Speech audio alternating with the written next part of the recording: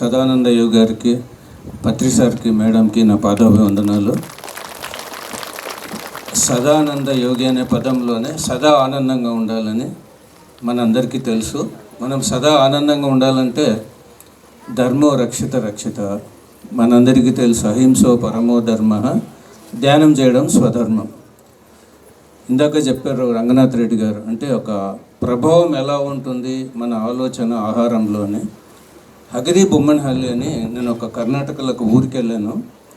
అక్కడ ఒక ముస్లిం, ఆమెకు భర్త పోయి పిల్లలు, ఆరోగ్యం బాగలేదు, డబ్బు లేదు, చాలా దుఃఖంతో ఉన్న సమయంలో మన మెడిటేటర్ ఇంట్లో పని మనిషిగా చేరింది.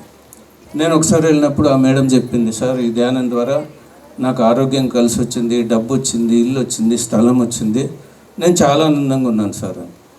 రెండోసారి వెళ్ళినప్పుడు, సార్ మా అమ్మ నాన్న బక్రీద్ రోజు నాకు చాలా బలవంత పెట్టారు మాంసం వండమని. మనసు చంపుకుని ఈ మాంసాహారం వండేటువంటి దౌర్భాగ్యం నాకు ఇంక జన్మలో కలగరాదు, ఈ ఆహారం వీళ్ళు తినరాదు, వీళ్ళకి అసహ్యం వేయాలని వండి వాళ్ళకి పెట్టాను సార్.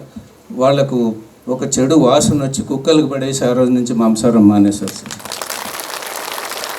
అంటే ఇక్కడ వచ్చి భోంచేసేటువంటి ఎంతమంది మహానుభావులు అవుతారు ఇక్కడ వచ్చి భోంచేసేవాళ్ళు.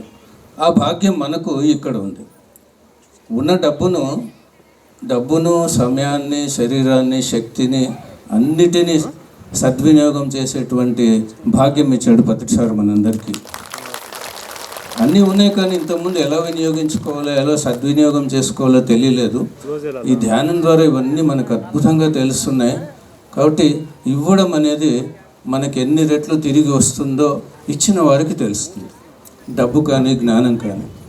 నేను ఈ జ్ఞానం పెంచుకోవడానికి కారణం ఇవ్వడమే. వెళ్ళి వెళ్ళి వెళ్ళి వెళ్ళి అందరికీ చెప్తూ చెప్తూ చెప్తూ నా జ్ఞానం పెరిగింది.